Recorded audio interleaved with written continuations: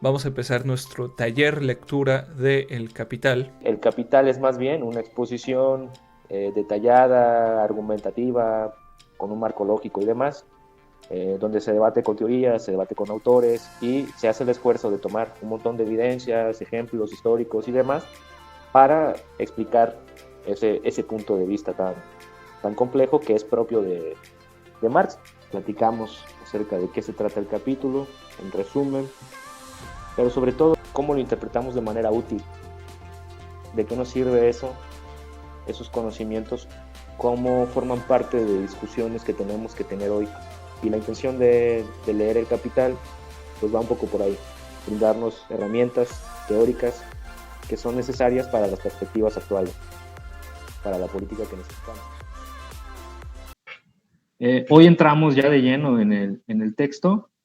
Vamos a hablar del primer parágrafo del primer capítulo.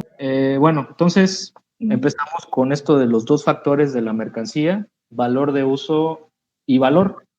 De entrada ya el título nos dice que hay dos factores de la mercancía. Uno es el valor de uso y el otro es el valor. Y entre paréntesis pone Marx sustancia del valor y magnitud del valor, que son como dos aspectos del valor que él le interesa abordar en este primer parágrafo. En resumen, dice que la riqueza de las sociedades en las que domina el modo de producción capitalista se presenta como un enorme cúmulo de mercancías. Entonces, la riqueza es algo material y la riqueza es algo distinto al valor, pero eso lo vamos a ir entendiendo, ¿no? Se supone. Y luego nos dice, la utilidad de una cosa hace de ella un valor de uso. Y estamos hablando entonces de cosas materiales, de cosas concretas, de cosas directamente visibles. La utilidad de una cosa hace de ella un valor de uso. O sea, la forma en que usamos algo, ¿no? Esa utilidad está condicionada por las propiedades del cuerpo de la mercancía. El uso que le damos a una determinada mercancía depende de sus propiedades corpóreas, de sus propiedades materiales. Los valores de uso constituyen el contenido material de la riqueza, las mercancías, y le llamamos valor de uso a esta utilidad que depende del cuerpo de las mercancías.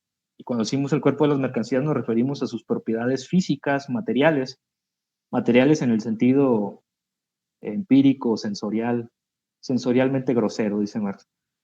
En la forma de sociedad que hemos de examinar, o sea, el capitalismo, son a la vez portadores materiales del valor de cambio. O sea, los valores de uso, además de ser valores de uso, son portadores materiales, son el cuerpo del valor de cambio.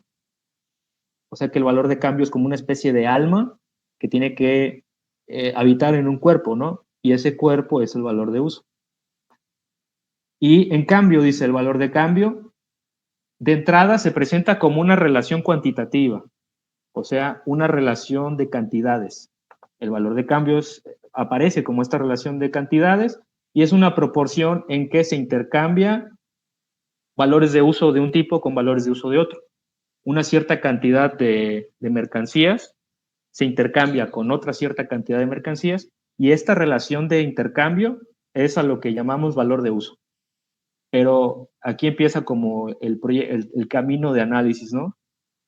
Esta relación de intercambio, este valor de cambio, se modifica constantemente según el tiempo y el lugar. La proporción en la que se intercambian las mercancías, ¿cuántas tazas son equivalentes a un celular? Pues tendrían que ser varias, ¿no? Eso puede cambiar dependiendo del tiempo y el lugar. Entonces, el valor de cambio no es algo constante. Y si no es algo constante, eh, ¿cómo cómo lo determinamos? Esa es la reflexión. Porque la tasa de cambio de una mercancía con otra cambia, ¿no? O sea, cambian los precios de las cosas y la percepción que tenemos de una determinada tasa de intercambio entre una mercancía y otra, pues también es variable. ¿Cómo hacemos para determinar cómo se intercambian las mercancías? ¿Qué es lo que determina este valor de cambio? Si el valor de cambio se modifica constantemente con el tiempo, pues Marx dice, eh, bueno, pues tenemos que reducir estos valores de cambio a algo que sea común. Hace como un procedimiento de tipo lógico matemático, ¿no? Como decir, bueno, tantas mercancías de cierto tipo por tantas mercancías de otro tipo, debe haber algo común que sea lo que estamos intercambiando. Ese algo común no puede ser algo natural, o sea, no puede ser algo físico, no puede ser algo corpóreo, no tiene nada que ver con el valor de uso, porque no son equivalentes.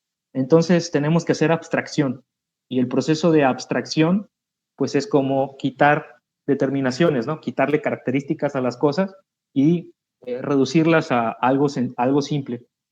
Cuando hacemos abstracción de los valores de uso de las mercancías, le estamos quitando todas las propiedades naturales, físicas que tienen, y nos quedamos con lo que queda de eso, que es lo que caracteriza al intercambio de mercancías. Es lo que dice Marx, ¿no?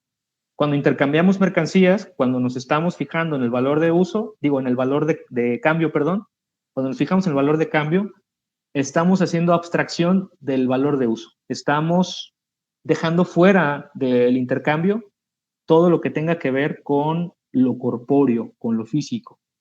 Y si hacemos abstracción del cuerpo de las mercancías, lo único que queda es una propiedad. La propiedad de ser productos del trabajo. O sea, las mercancías son producidas mediante un trabajo. Esa propiedad es lo que queda cuando hacemos abstracción de todo lo corpóreo de la mercancía. Y esto implica otro paso.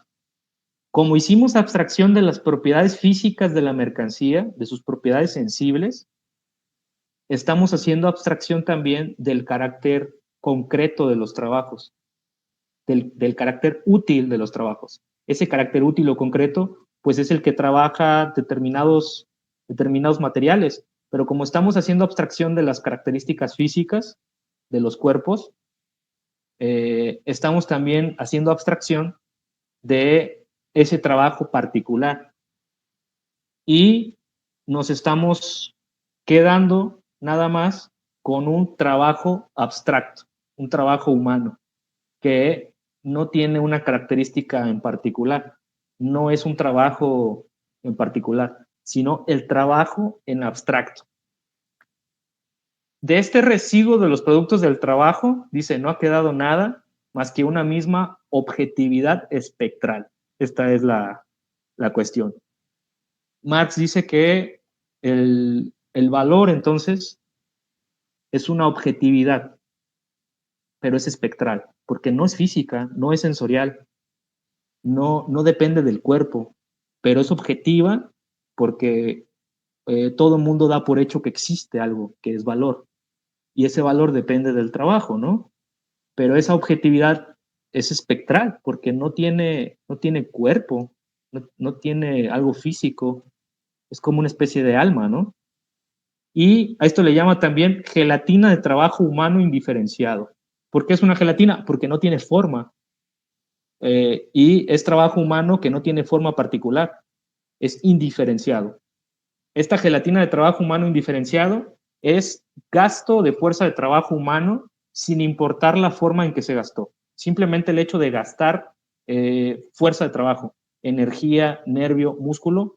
La palabra gelatina es asquerosa cuando lo pensamos así, ¿no? O sea, es como agarrar eh, sangre, uñas, nervio, hacer una pasta, y a eso se refiere la gelatina de trabajo humano indiferenciado. Tomar la fuerza de trabajo y sin importar en qué se gasta, pues tomarlo ahí y poner eso, ¿no?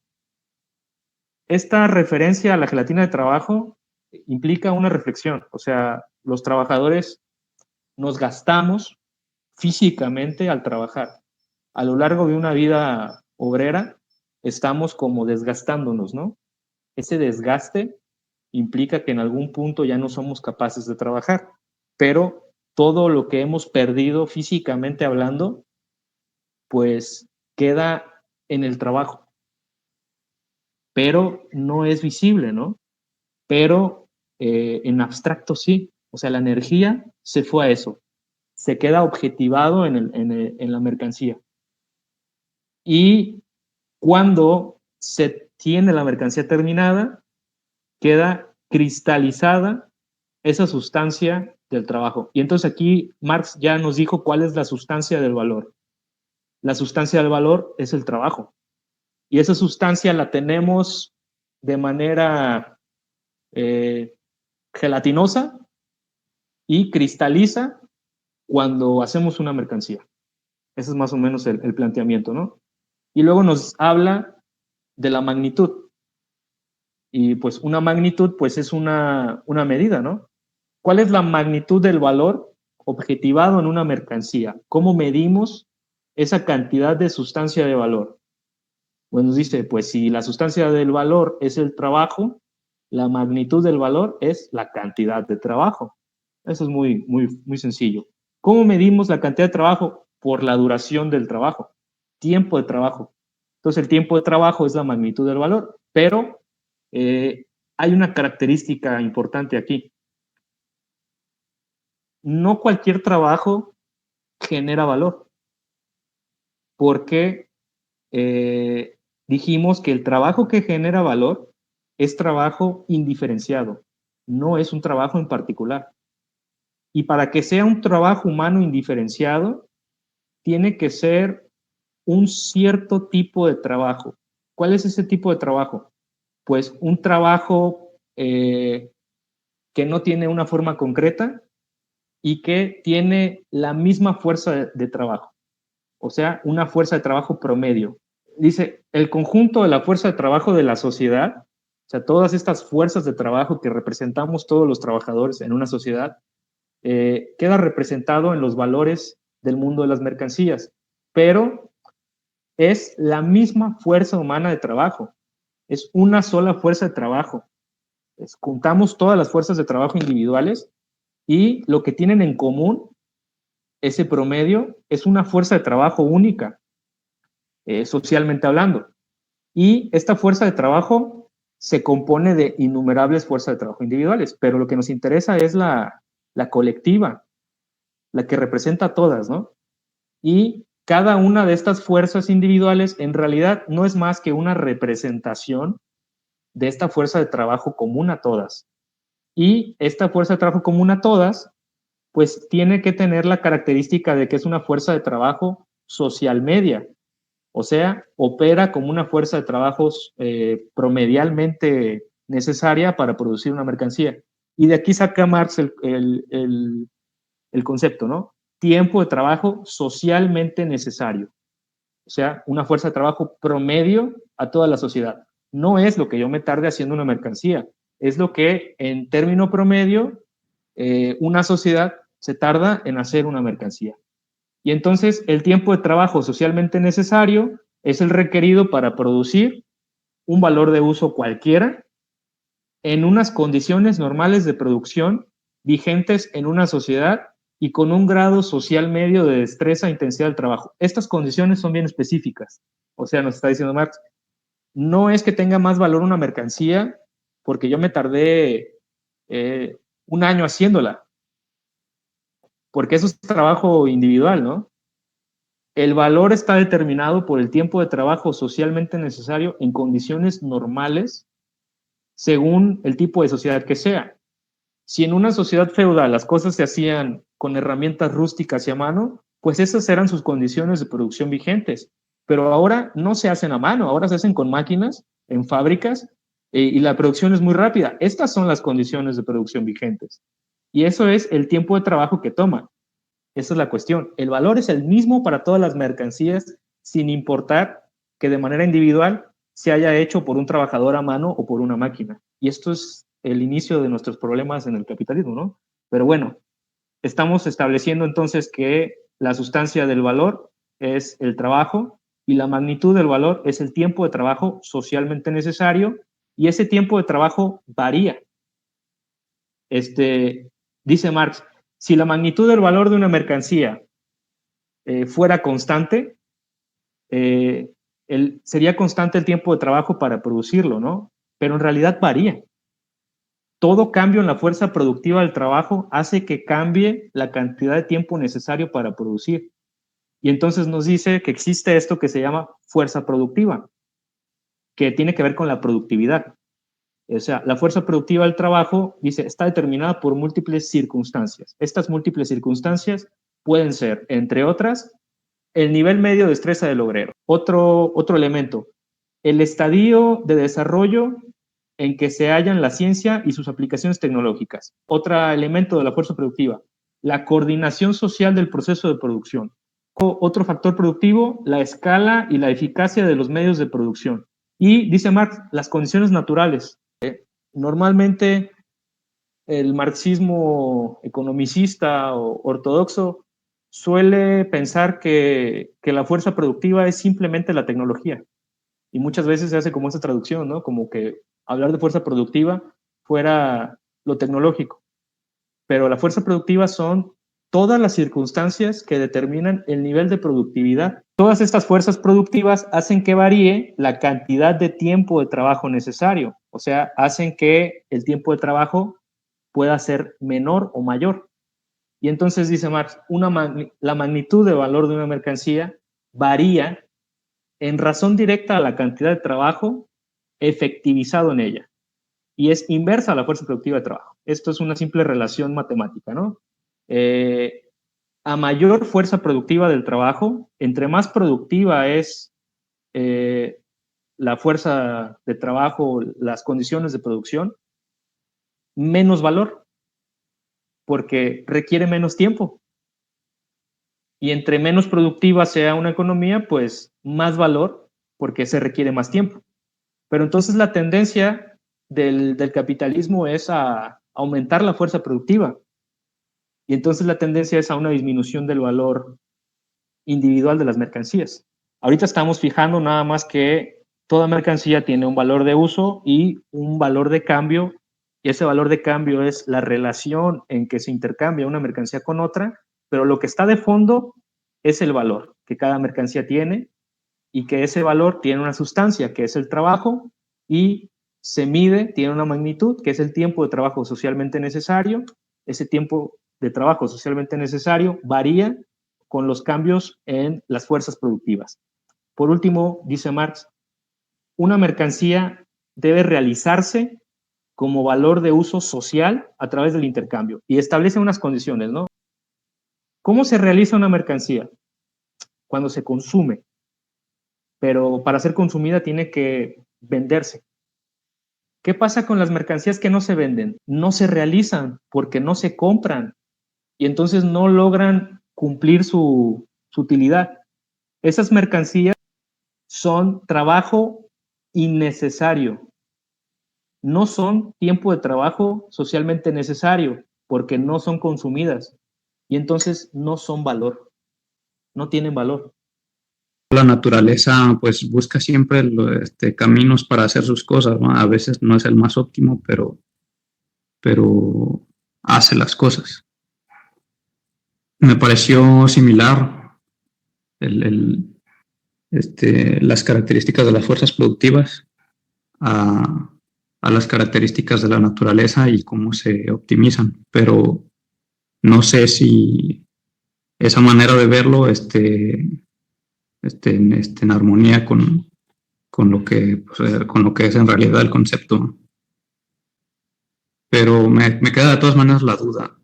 Entonces, si una mercancía no se intercambia, si se queda en el aparador, ¿qué es? Las fuerzas productivas tienen un componente social y un componente natural, pero parte de lo que está analizando Marx en El Capital es cómo el sistema económico capitalista se ha desarrollado de manera espontánea, sin que nadie lo haya planeado. El sistema económico entonces es espontáneo, y como es espontáneo, parece natural, y parece algo como de la naturaleza. Pero parte de lo que está diciendo Marx aquí es como una crítica también al liberalismo. Los liberales han justificado el sistema capitalista diciendo que es algo natural, ¿no? Como, bueno, siempre ha existido mercado, siempre ha existido moneda, y esta es la forma natural. No podemos ir en contra de la naturaleza. Pero Marx lo que dice en El Capital, o lo que está intentando explicar, es que no, que sí, es espontáneo. pero es producto de nuestras acciones, es un producto social y nuestras acciones pueden cambiar. ¿Qué es una mercancía que no se vende, que no se intercambia? Es un valor de uso, pero no es un valor de uso social y no tiene valor de cambio. Y si no tiene valor de cambio, no se realiza como valor, que son 3 conceptos aquí, ¿no? De alguna manera el precio es la expresión monetaria del valor de cambio. Lo que no hay que confundir es valor de cambio con valor, que es lo que Marx intenta especificar, ¿no? Nosotros, de manera inmediata, así sin analizar las cosas, nos damos cuenta de que las cosas tienen precio, o sea, tienen un valor de cambio. Ese valor de cambio es algo perceptible directamente. Pero Marx dice, ¿de dónde sale eso? El valor de cambio, si revisamos, nos remite a que hay algo en común en las mercancías que hace que se puedan intercambiar. Eso común es el valor, así a secas. Ese valor a secas es esto que es el tiempo de trabajo. Entonces, lo que no es igual es valor de cambio con valor. El valor de cambio es la relación de intercambio, simplemente, que se expresa monetariamente con el precio. Pero el valor no se puede expresar directamente. Me llamó la atención que se sabe que es socialmente necesario el trabajo cuando la mercancía se compra. Y luego vuelvo otra vez al ejemplo de toda la comida que se tira, ¿no? Pues hay mucha gente que no puede votar con la billetera, ¿no? Que no tiene dinero y que sí necesita esos alimentos y que están dispuestos a robarlos de la basura y que por eso la gente capitalista pone policías o gente armada para cuidar los tambos de basura para que la gente no coma gratis. Pero, primeramente, robárselo de la basura no es un intercambio, creo yo. No lo percibo como un intercambio. Y segundamente, no pueden acceder a esos valores de uso, por así decirlo, porque no tienen dinero, porque no pueden pagar el precio. Entonces, sigue sin ser una, a ver, ¿cómo lo pongo? Siguen esos alimentos sin ser trabajo socialmente necesario, pudiendo acabar con el hambre del mundo, por ejemplo, en vez de tirarlo a la basura. Esa es mi duda.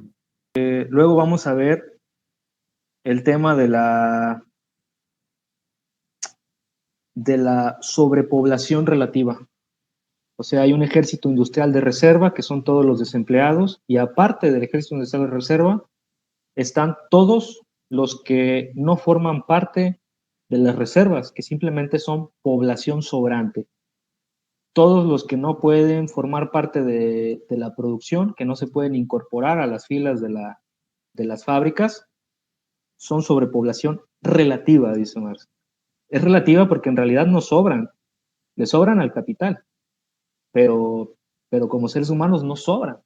Y eso forma parte de las contradicciones como más básicas del capitalismo. Y es a lo que Marx quiere llevarnos con este análisis, que es como, dense cuenta, ¿no? Está en este cúmulo de mercancías, está esta riqueza, y el sistema capitalista está obsesionado con producir valor. ¿Pero qué es el valor? Pues es una cosa innecesaria en realidad, porque podríamos tener riqueza sin tener valor, porque la riqueza es corpórea, es física. El valor no, el valor es una cosa inmaterial. Y cuando estamos desperdiciando mercancías, el capital lo que está cuidando es la producción de valor. Está manteniendo la propiedad privada sobre sus productos, ¿no? Y no está dejando que se realicen estos productos que no sean consumidos, porque las personas no tienen dinero para adquirirlos, pero esos productos se podrían consumir y podrían ser valores de uso sociales, definitivamente. Pero es una contradicción del sistema. Hola, quiero decir 2 cosas. Uno, que cuando nos referimos a valor socialmente necesario, a valor de uso socialmente necesario, no hay una concepción moral al respecto. Es una concepción meramente económica y de utilidad económica para el cálculo de cómo medimos las mercancías. O sea, efectivamente el trabajo de cada una de las personas que trabajan cortando pollos y empaquetándolos es socialmente necesario. No podemos distinguir si ellos cortaron un pollo que al final se pudrió o no. O sea, ese trabajo sí fue productivo.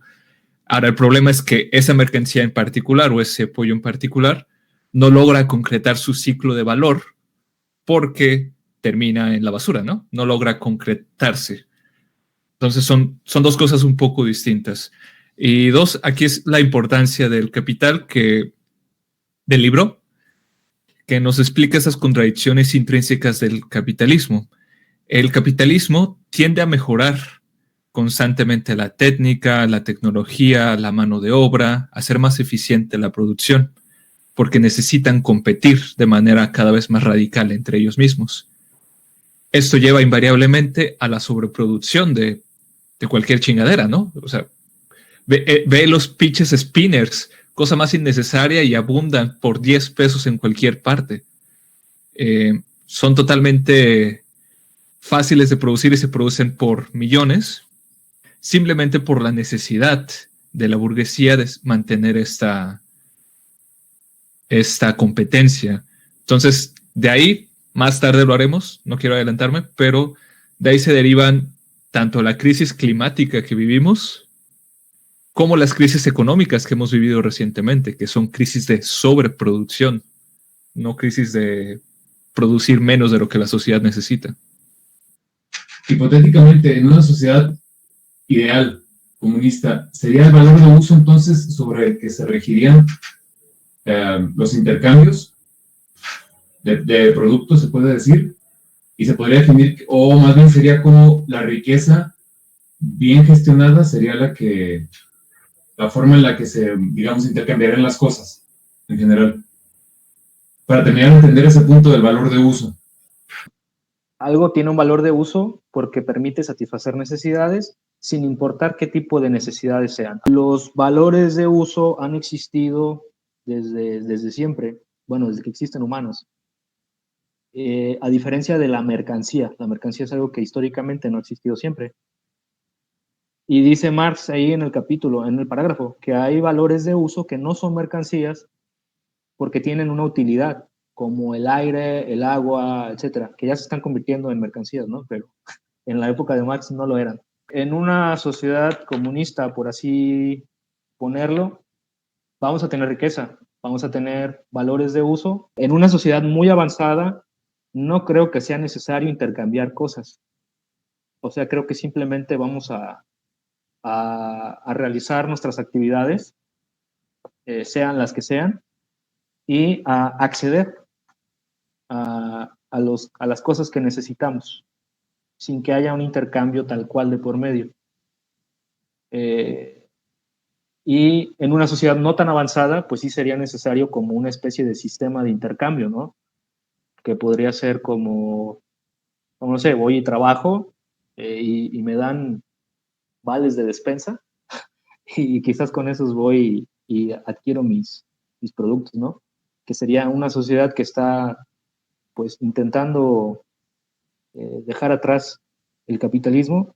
Pero esa sociedad de tránsito, por cierto, no habría que pensarla como muy larga, ¿no? O sea, son cosas que podemos hacer en lo inmediato. No hay que pensar el comunismo como algo de largo plazo. Hay que pensarlo como algo que se puede hacer en el corto plazo y que podemos, de hecho, ya construirlo, ¿no? Simplemente hay que tener bien claro cómo sería eso. El capital nos va a dar sugerencias para eso, pero la clave, dice Pérez Soto, es la reducción del tiempo de trabajo necesario. Reducir el tiempo de trabajo necesario y aumentar la disponibilidad el acceso a los valores de uso, ¿no? Uno podría pensar que la automatización y y las máquinas, inteligencia artificial dentro del capitalismo significan desempleo masivo, significan pérdidas de empleos. En el comunismo significarían una reducción del tiempo de trabajo para todos. Entonces, ahí es como el principal detalle. Y si quieren venderle la idea del comunismo a alguien, creo que por ahí va. Hay varios caminos a la cima de la montaña. Y pues yo, en parte, aparte de querer entender mejor el capital, también quiero entender mejor el comunismo a través de comparaciones con los conceptos que hay en el capitalismo y cosas así, ¿no? Pero no me lo imaginaba para nada, nomás me imaginaba ¿cómo le llaman? Completamente automatizado, gay, espacial, comunismo y sabe qué más, ¿no? Y esa sería, me imagino, la cima de la montaña en la que, necesito un cepillo de dientes, ahí te va, fum, ¿sabes? La maquinita me lo avienta, ¿no? Y de una vez la pasta, fum, también me avienta la pasta. Y decía, como en este ambiente virtual, como que en una sociedad de transición, pues podrían haber vales y cosas así. Y ahí es cuando hice la conexión. Justo les iba a preguntar, ¿hay alguna obra literaria que toque así alguna sociedad comunista, futurista, de ciencia ficción o cosas así? Pero viéndolo así como hay varios caminos a la cima de la montaña, entonces cualquier cosa que nos lleve a la cima, pues sigue siendo un camino, ¿no? Basta con planearlo, o bueno, no sé si planearlo podría ser espontáneo, porque así como surgieron varias cosas espontáneamente, pues de pura suerte nos podría tocar algo así. Pero más que nada, esta intervención era para apoyar, no con bases fuertes ni nada, sino mostrar mi apoyo a la idea de la sociedad de la transición, de que no esperar a que algún día vamos a llegar al comunismo gay espacial completamente automatizado, sino que se puede empezar desde ahorita mismo. Solamente para recomendar la novela de Estrella Roja de Bugnadov. Esa es como una... bueno, la novela es de unos miembros de un partido comunista, en especial uno. Por ciertas razones, pues va hacia Marte, hacia una misión, y ya en Marte hay una sociedad que es como comunista, más o menos. Y ahí puedes leerla y puedes ver más o menos cómo es este esbozo de la sociedad comunista marciana por parte de este compa. También van a salir algunas notas muy sugerentes al respecto en algunos capítulos más adelante. En esos esbozos, Marx como que está pensando en una sociedad distinta, lo que podríamos pensar como comunismo, ¿no? Bueno, siguiente miércoles comentamos el segundo parágrafo, que es dualidad del trabajo representado en las mercancías. El miércoles en la noche, en este mismo canal, con el poder que me concede el estalinismo, doy final a esta sesión. Agradezco a quienes nos escuchan. Por favor, suscríbanse. Y nada, pues tengan buenas noches.